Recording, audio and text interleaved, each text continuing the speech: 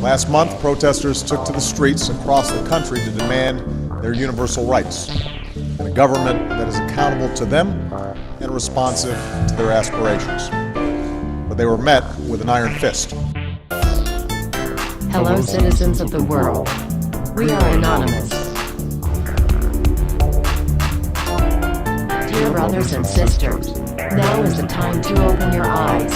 In a stunning move that has civil libertarians stuttering with disbelief, the U.S. Senate has just passed a bill that effectively ends the Bill of Rights in America. The National Defense Authorization Act is being called the most traitorous act ever witnessed in the Senate, and the language of the bill is cleverly designed to make you think it doesn't apply to Americans. But toward the end of the bill, it essentially says it can apply to Americans if we want it to. Bill summary and status. 112th Congress, 2011 to 2012, as 1867. Latest title, National Defense Authorization Act 4.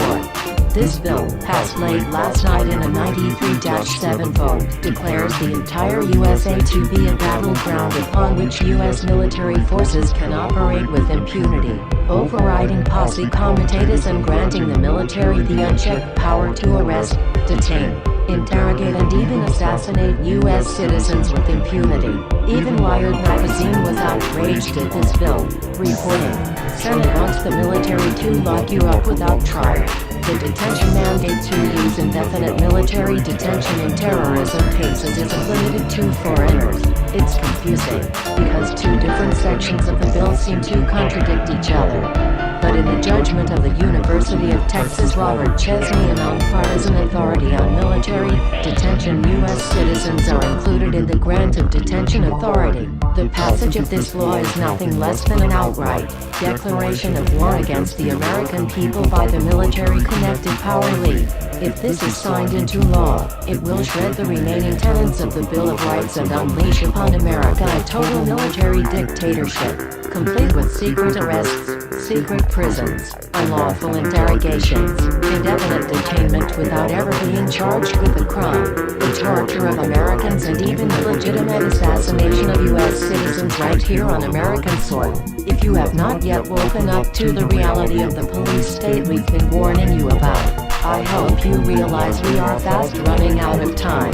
Once this becomes law, you have no rights whatsoever in America, no due process, no First Amendment speech rights, no right to remain silent, nothing. The U.S. Senate does not want us to speak. I suspect even now orders are being shouted into telephones and men with guns will soon be on their way. Why? Because while the truncheon may be used in war conversation, words will always retain their power. Words offer the means to meaning, and for those who will listen, the enunciation of truth. And the truth is, there is something terribly wrong with this country, isn't there? Cruelty and injustice, intolerance and oppression, and where once you had the freedom to object, to think and speak as you saw fit, you now have censors and systems of surveillance coercing your conformity and soliciting your submission. How did this happen? Who's to blame? Well, certainly there are those who are more responsible than others, and they will be held accountable. But again, truth be told, if you're looking for the guilty, you need only look into a mirror. I know why you did it. I know you were afraid. Who wouldn't be? War, terror, disease. There were a myriad of problems which conspired to corrupt your reason and rob you of your common sense. Fear got the best of you, and in your panic, you turned to the now president in command, Barack Obama. He promised you order, he promised you peace, and all he demanded in return was your silent, obedient consent. More than 400 years ago, a great citizen wished to embed the 5th of November forever in our memory. His hope was to remind the world that fairness, justice, and freedom are more than words, they are perspectives. So if you've seen nothing, if the crimes of this government remain unknown to you, then I would suggest that you allow the 5th of November to pass unmarked.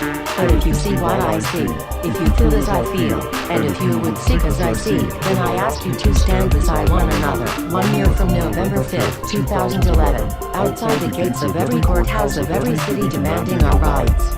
Together we stand against the injustice of our own government. We are anonymous. We are legion. United as one, divided by zero. We do not forgive censorship. We do not forget oppression. U.S. Senate. Expect us.